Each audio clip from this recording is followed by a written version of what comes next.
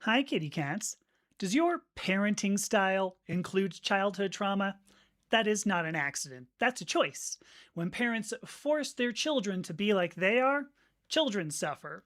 This isn't just conjecture. We have evidence of this. Over 30 years ago, psychologists identified 10 adverse childhood experiences that led directly to unhealthy adults. We know trauma affects us both physically and mentally, yet many parents choose to use abuse instead of understanding or supporting their children. The result is an incredibly bleak future. The best we can do as parents is to ensure our children have their future, not our future. After all, did you become a parent to raise a child or to stroke your own ego? All right, so now that I've done that, let me see who I have here. I see. So hi Fox, hi Margie, hi Angela. Good to see you. Let me do my standard little plugs here. I'm Dr. Amethysta Herrick. I am both a scientist and a content creator. I discuss identity and gender through the lens of the scientific method. If you look at the website down below, you can go there, which is purplepawclan.com. You can go there to find out so much more about the work that I do and about me. There is a page just about me. You can find the social media networks that I post on. There's a page for blogs. You can read the articles that I write. There's a page for podcasts. You can listen to and watch those. I record some podcasts with very interesting people. There is a page for the Discord server. You can join the Discord server, be part of the solution by being part of the discussion. And finally, there is a page about the hypnotherapy work that I do to help people work through some of the issues that they have with identity and gender. Now, if you'd like to support my work, and I have no reason to believe you wouldn't, you can get a subscription on that website down there, purplepawclan.com, for as little as $5 a month. If what you do is follow me on social media, like and share what I do, that is amazing support, and I would thank you for it. On the website, you can also sign up for the free newsletter that publishes about every couple of weeks, dark moon, full moon. And finally, I also publish other people's work on the website. I love to do that. So if you would like to contribute your original work about identity or gender, you may email me using the contact page that you will find on the website, which for the last time, purplepawclan.com. Oh no, Fox is saying she's ready to cry with this topic. I'm going to tell you, this is an ugly one. I'm going to pop that up just to show. So yeah, this is an interesting thing here. I was thinking about hormones recently. I mean, presumably you remember, right? Not that long ago, a couple of months ago, I had issues with my estradiol levels, right? I had a bum bottle of estradiol. Now, it so happens I switched to a different prescription a little more than a week ago, about a week and a half ago. So it requires only once weekly injections. And yesterday was the first Monday that I didn't have to inject in more than 3 years. So it creeped me out, I'll just say that. In thinking about the emotional trouble that I had over the past few months, and some of you know so much about this, but in thinking about it, it made me think about how our hormones as a whole affect who we are. Certainly, hormones affect our emotions. Obviously, hormones affect our bodies. How do hormones shape us throughout life? What are the long-term effects of hormones in our body? Now, I'm starting a podcast, well, I'm planning a podcast with a friend of mine, and we're going to talk, in depth about that, going from, conception to death. But that's not what I'm going to talk about today. It turns out, believe it or not, that psychologists have actually studied this indirectly, okay? There are 2 tests to evaluate the environment in which you grew up. Now, I actually spoke about these 2 tests in a podcast with my friend Terrain LeBeau that published recently. I think that came out just a couple of weeks ago here. Both of these tests evaluate the trauma that you endured growing up, but also the support that you may have had that could have mitigated that trauma. So with those 2 tests, psychologists can make some predictions. They're not making specific physical or mental health predictions. They're not predicting issues that could occur when the child becomes an adult. That's kind of beyond the scope of the two tests. But they can predict a certain level of probability that people who have these issues, that the either the traumas or the support, they can predict a probability that they will be affected by certain physical and mental health issues as they grow up. So what does this have to do with hormones? Well, when our bodies face stigma, they sense danger. Now, stigma comes in many forms. And if you're in the queer community, you're like, yes, it does.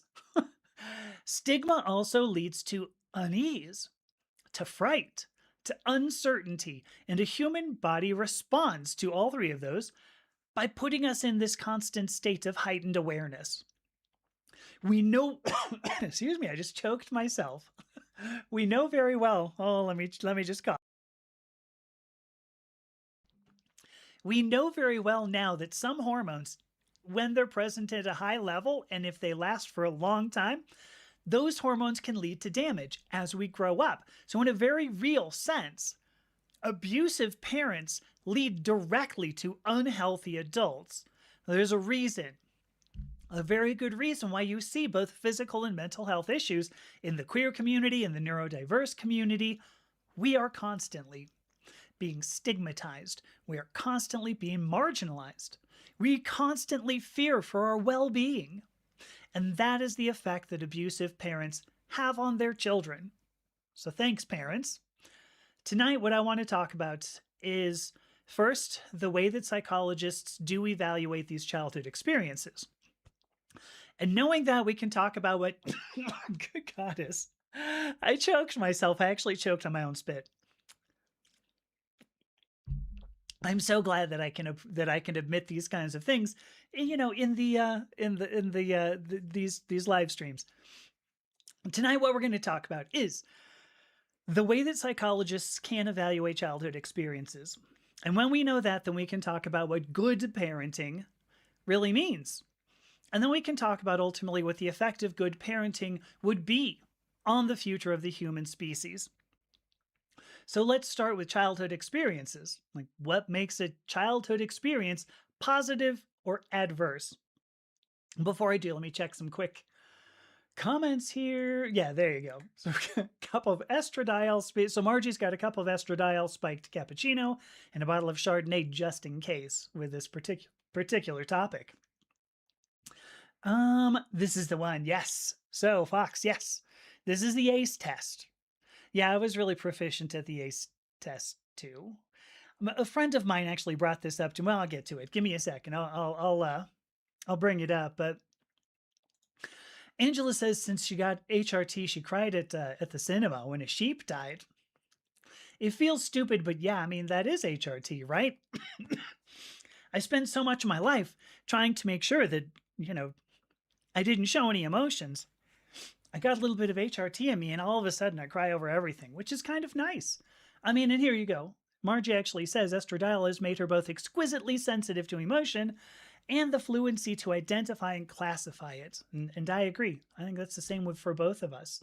So, Angela, I don't know what you're saying. Angela says she feels stupid that she cries over little things because in reality she doesn't have emotions. Oh, sweetheart. Let's have a talk about this. Now, Fox brought up the idea of ACEs. So this next section that I'm going to talk about, it's the ACEs and PACEs. And maybe you went, well, sorry, ace of base? No, we are not going to see the sign, nor is it going to open up our eyes. But we are going to talk about ACEs and PACEs. So let's talk about first, let's just talk about the study that happened. This was a study, no kidding, 1995, okay?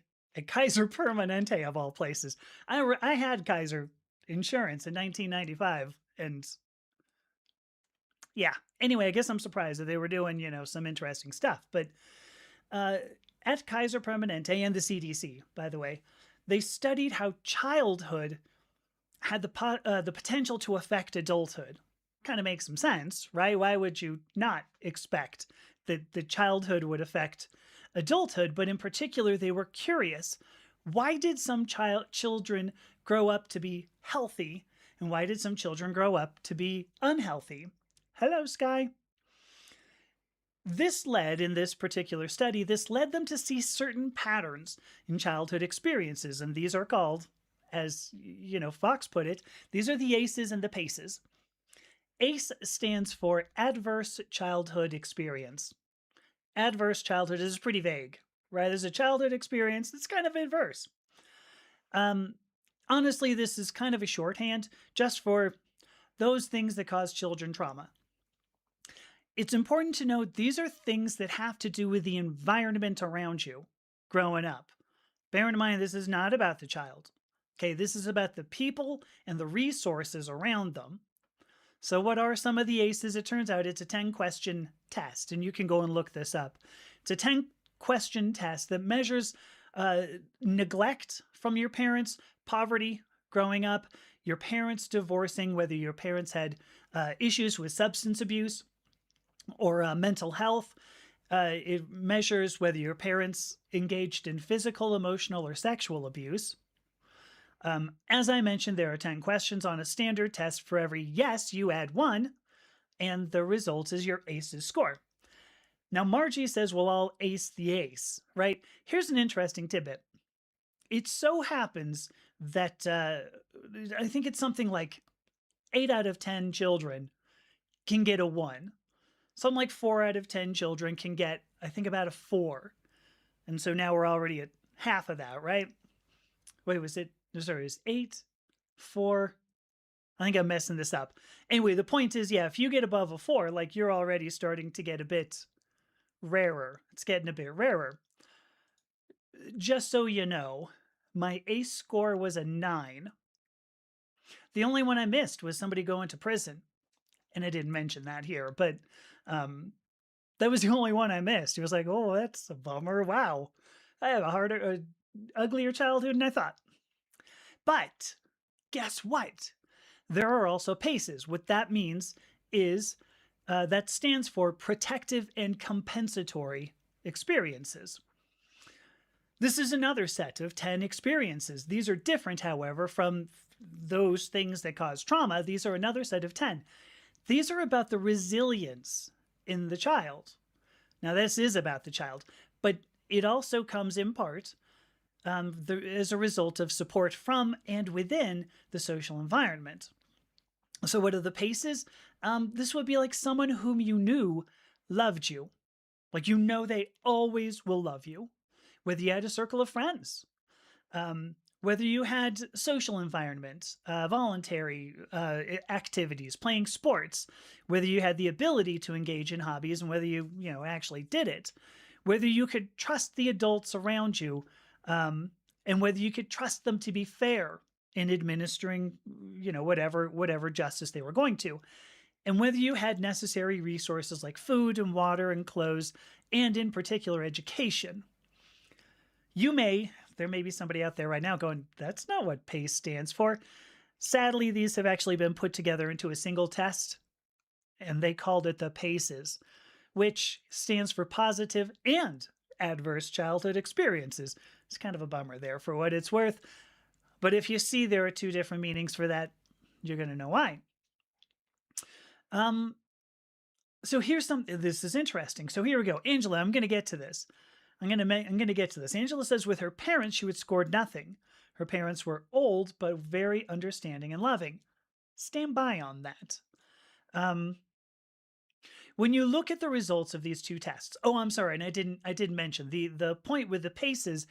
The higher your ACE score, if you also have a higher PACE score, that might compensate for the adverse childhood experiences you had. So like if you had friends you could talk to, if you could go and play sports, get the physical activity, if you had hobbies, if you had adults you trusted, if you had all of the resources that you needed, that could conceivably compensate, not mitigate, but could compensate for things like physical abuse, your parents divorcing, neglect, poverty. It could conceivably compensate for them, protect you from the issues that happen. What are the issues that happen? Well, some of the results that we find in adults with high ACE scores Some of them are pretty obvious, by the way, like a higher risk of injury, a higher risk of sexually transmitted diseases, a higher risk of depression, anxiety, dissociative disorders.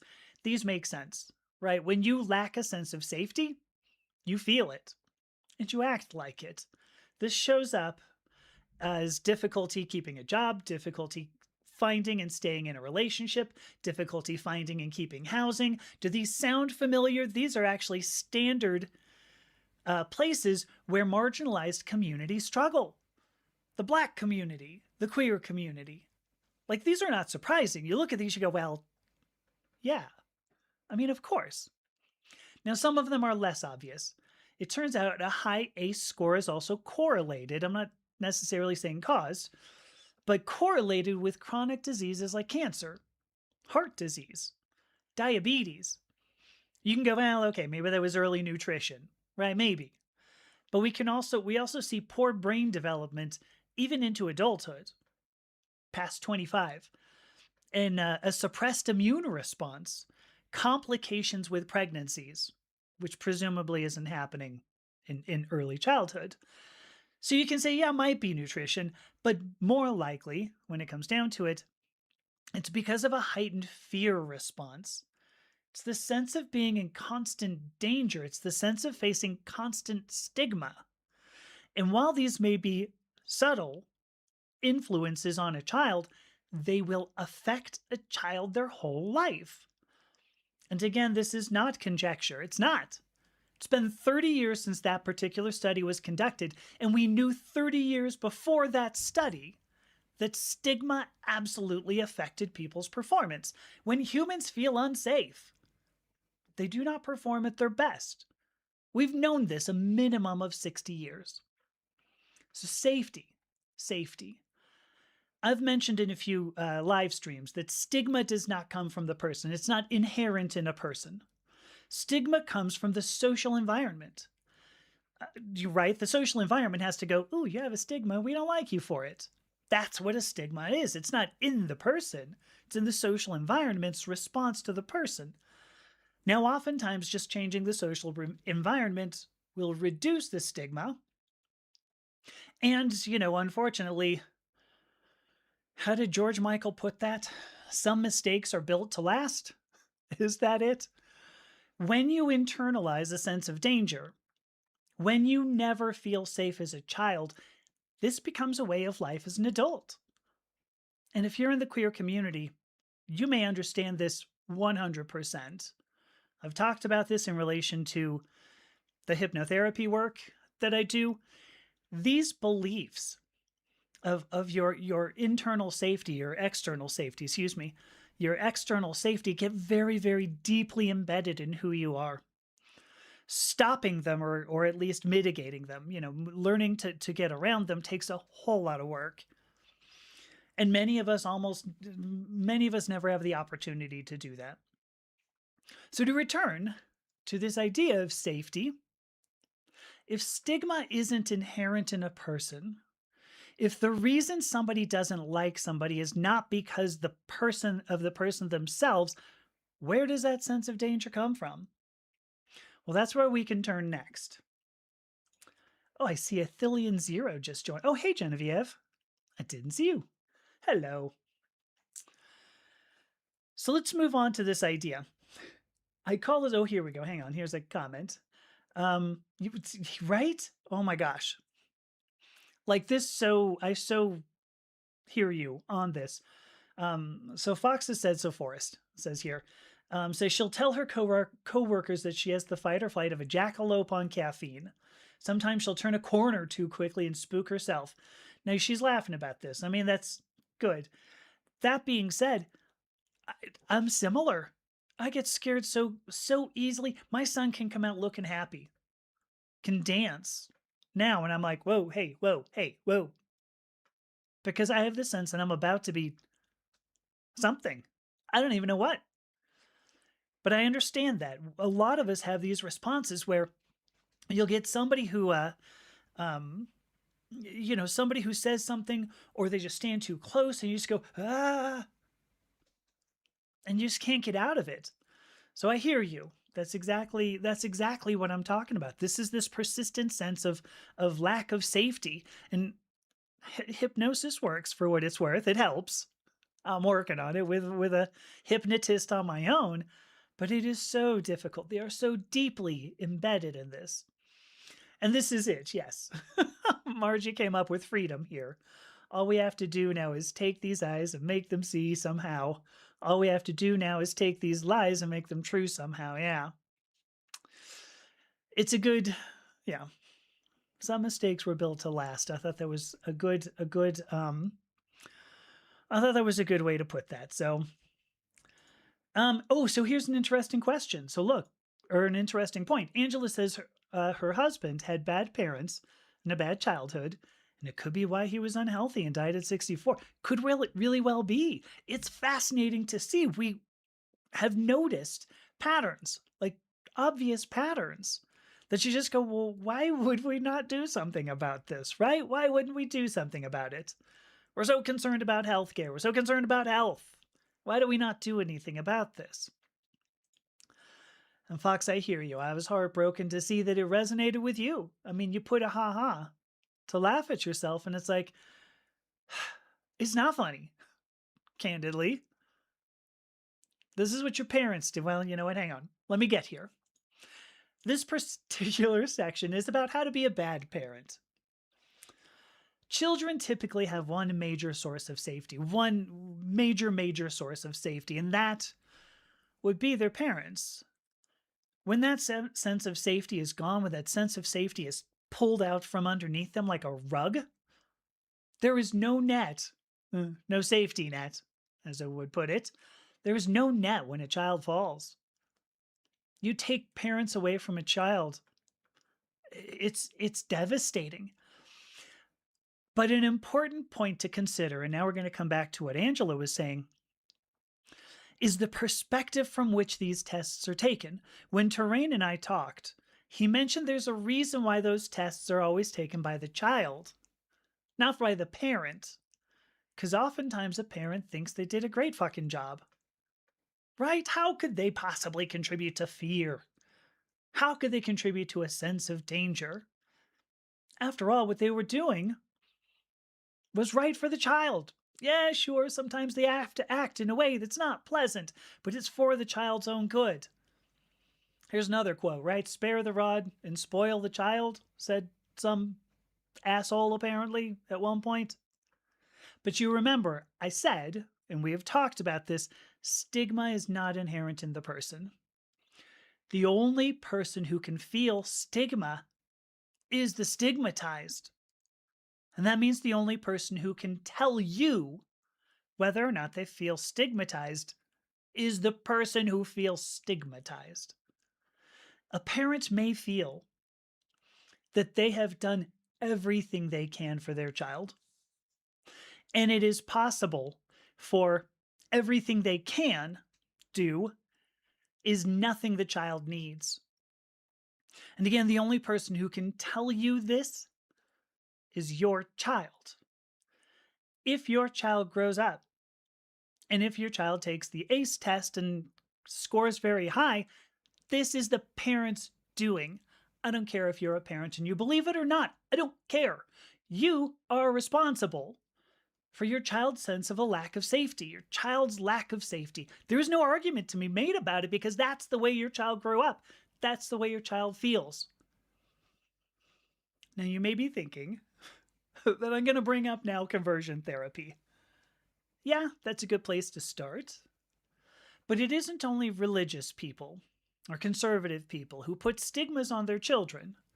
It isn't only conservative people who have substance abuse problems or I don't know what you would call physical, emotional, and sexual abuse. Control issues seems a bit small for it. Stigma and lack of safety, trauma occurs in rich families and poor families. White families, black families, brown families, religious families, secular families, pagan families, conservative families, liberal families. It happens in every family. And it happens because you have parents who don't listen to the child. This can happen with any parent, any child. You're not special if you failed to hear your child. You should be special. It should be an exception that you don't listen to your child. So, what is the answer here? How can you personally, as a parent, do your best to help your child grow up with as low an ACEs score as possible and as high a PACEs score as possible? That will be the next thing we'll talk about. There was something I saw that Anita said, which, first of all, hi, Anita. Oh, look at this. So, Anita said they got watery eyes today at work, which is tough in an open floor office. Oh my gosh. When I worked in software, right, they had these, they're like, oh, we're totally agile. And what we're going to do is have an open seating, open floor. What do they call it? Open seating? I don't know. It's basically big ass tables. And everybody hated it. And it's interesting because, somebody must have done a study, I guess. I don't know. Somebody must have done a study that said, hey, if we put people all together at a table, do they do better or worse? And I have no idea who did that study.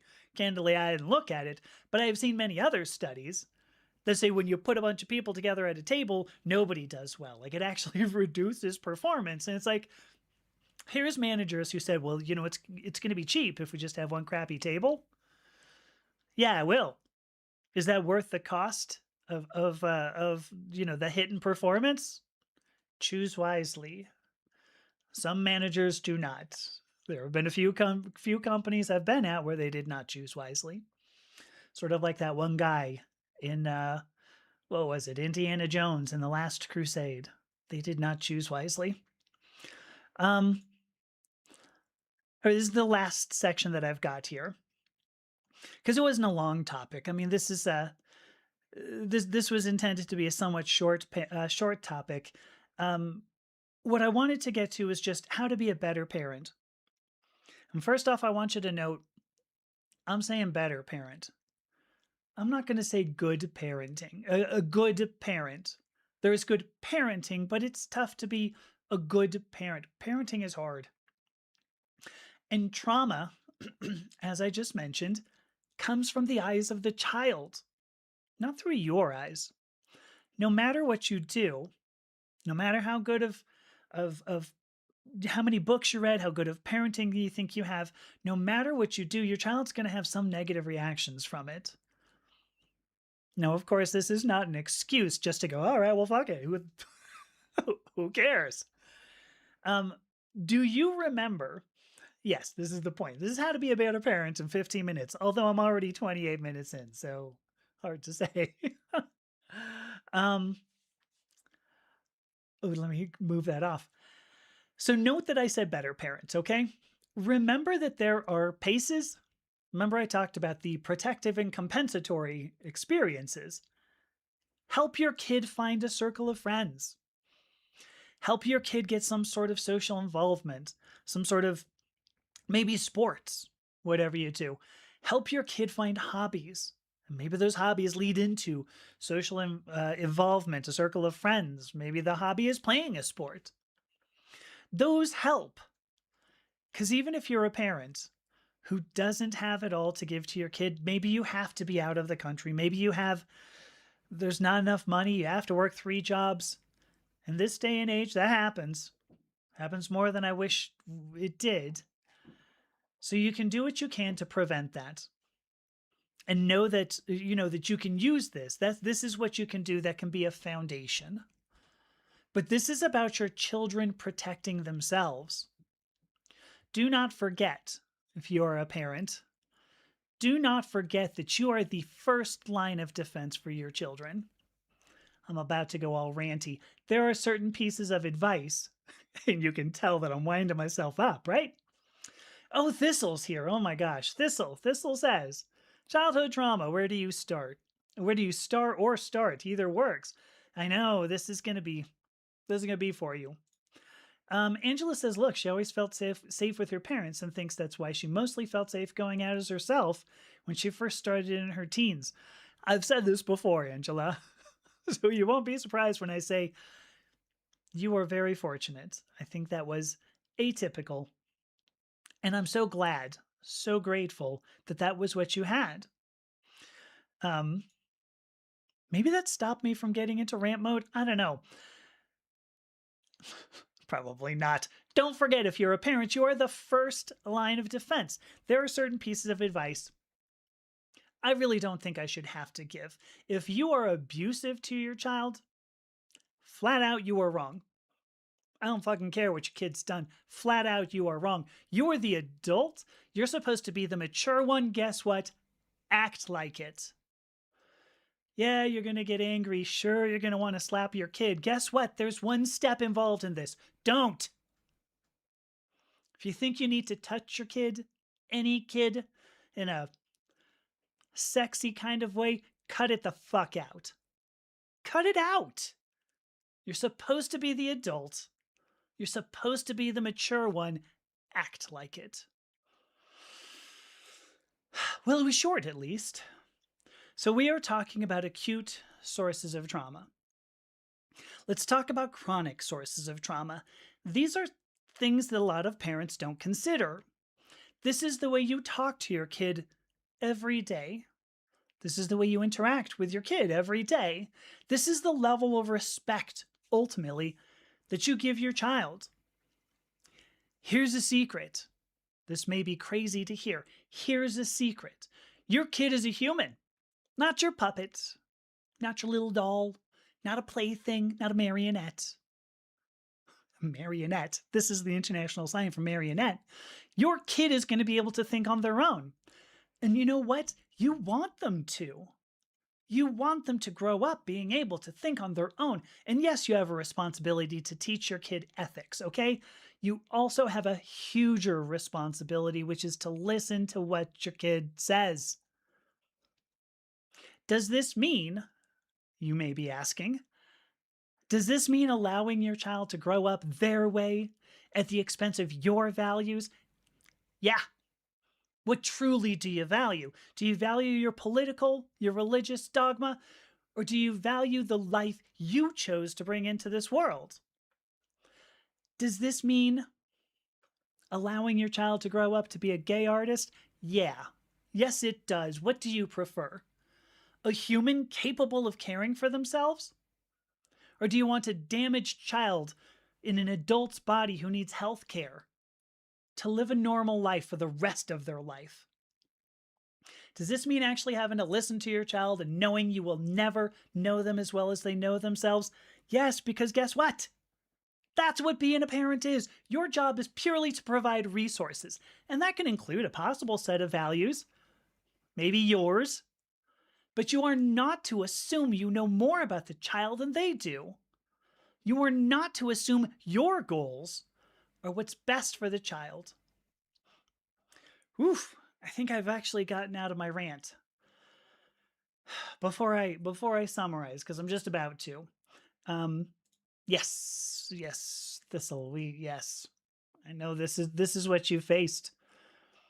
I don't know if you ever had sexual abuse. Hopefully not. I mean, I got all 4.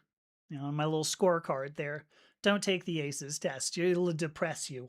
I'm going to guarantee. To summarize, first of all, hi, Ash. Yeah, here we go. Look, it's Genevieve says she was traumatized her entire life by her father psychologically. Oh, you did have the sexual abuse. I'm sorry, Thistle. Ugh. Angela says she knows after listening to this group that her parents in life were special. I don't want that to be a different kind of stigma, Angela. Honestly, truly, I am so grateful for that. I wish there were more parents like that. Especially at the time, given the time. The 1960s, the 1970s, I wish every parent were like that. I wish you were not an exception. I wish you were the rule. So, though. All right, so Thistle aced the ace, 10 out of 10. All right, you beat me. I only had a 9. Although, believe me, this is not a competition I want to win. This is not a competition any of us should want to win. So to summarize here, to bring this all together here, as parents or religious leaders or political leaders, our primary duty is to make sure that the next generation will have any opportunity whatsoever. Our duty is not to limit future opportunities to what we wish they will be. You're going to die someday, and doing that is a symptom of short sighted leadership. This is the kind of leadership that prizes short term comfort over long term peace, long term success. You may not be surprised to hear that this kind of leadership is very indicative of a fixed mindset. You may also not be surprised to know that this is more or less what we see in the in much of Western uh, society's government right now. I don't know if we ever had it, much better. Certainly, right now, things are pretty awful. And the thing is, we can't afford this as a species. Some parents, some politicians, some religious leaders, they want us simply to shut up and to abide by their rules, not to adapt rules to fit the needs of a changing society. But here's the thing. I've studied some evolution in my time. Humanity has never existed in a way that didn't adapt. And when we did try to impose that, you know what we've called those things? We've called them dark ages. Those were the medieval era, baby. If we fail to adapt now, we can expect to fail as a species in the future. No more. No humans. Choose wisely. Teach your children how to live, or expect the death of the human race. There you go. That was all I had to talk about tonight. Hopefully, it wasn't too damn depressing. It was really the whole sense of of hormones really that kind of got me. That I was like, gosh, that it's so affects us. But my gosh, I mean, so does cortisol. An elevated level of cortisol in in your body for your entire life, it affects health. Anita says their approach to parenting has always been Khalil Gibran's. Yeah, and here you go. So this is a great quote. Your children are not your children. They are the sons and daughters of life's longing for itself. And I think that's beautiful. Thank you for quoting that, Anita. Thistle's earliest memories of domestic violence. What? Her father nearly beat her mother to death and kidnapped her. Listen, father, if you're out there, if you're hearing me, and you're probably not, you are a deplorable human being. I'm going to let that go because I was going to get pretty rough. This is an interesting tidbit. Margie is saying now that she is an adult, she's getting this abuse now by the International Socialist Organization, who declared her politically incompatible. That's interesting. The thing is, too, there's that, and I'm not, Margie, I'm going to say this. I don't want you to think that what I'm trying to do is excuse their behavior because I am not. Hurt people end up hurting people, right? We've heard this many times. And sometimes we can break the chain. I have never raised a hand toward my child. Well, I've raised a hand, but I've never let that hand fall on my child. I broke that chain. My father started that chain. Who knows? Maybe his father did, maybe his grandfather. I don't even know, but I broke it because that's not the chain that I want to continue down my family line. Where was I going with this? Hurt people tend to hurt people. And I think that oftentimes we get into a marginalized community only to be further marginalized. And I've talked about this. I don't want to go nuts on it now. We see this. People who go, oh my gosh, look, here's somebody else I can oppress. I'm the underdog. Now I found somebody underdog here. That's not the way it's supposed to work, folks. We're supposed to lift each other up, especially if you're in the International Socialist Organization. For crap's sake, what's your purpose otherwise? Hey, so now we have Fox saying she's fired up. That's good. Hopefully that hopefully that didn't get too too rough, because I didn't want it to be.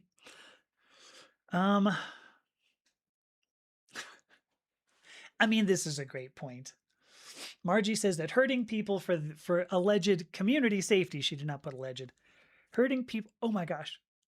I just caught my nose jewelry on the handkerchief. Hurting people for community safety is like fucking for virginity. It's a great point. I mean, who's in the community? What is a community? Is a community a group of individuals, or is the community just not you? Because what I'm seeing is the community in this case is just not you. Let me see. So I got 540 right now. And I've been like jonesing to play the game. You know, there's not a whole ton of comments that came in. So what I want to do is actually take take the 5 minutes now and and then play some of the game. You know what I'm gonna do as long as I have a second. Um, it's really fascinating. I've been I mentioned to you all that I've been struggling, right, with uh audio issues and all the things. Um, I switched over to OBS, and this has just been flawless. Hopefully the sound has been good. Hopefully everything has worked out well, but this is just, if you're struggling with your streaming setup, your recording setup, you owe it to yourself just to take a day, plow through OBS Studio, and just cuz wow, I'm pissed off that I spent what, 6 months trying to make something else work. Oh well. All right, here we go. Going to take 5 minutes. We'll be back after that. We can play a little bit of whatever the thing's called. Horizon Zero Dawn. Oh, hey, by the way, here we go. Look, Margie says, and I'll say this just before we go offline. Margie says she's reading the rules for, there's a role playing game, and I brought it up on Sunday called Thirsty Sword Lesbians, and they're fairly simple rules. She is considering being a game mistress for this, and if anyone wants to join. On that note, I'm actually setting up like a plugin for Foundry to make that work. I'm actually waiting for somebody else's pull request so that I can install one thing and then I can do another thing. It's not that important, but here we are. So 5 minutes. I'll be back. See you shortly.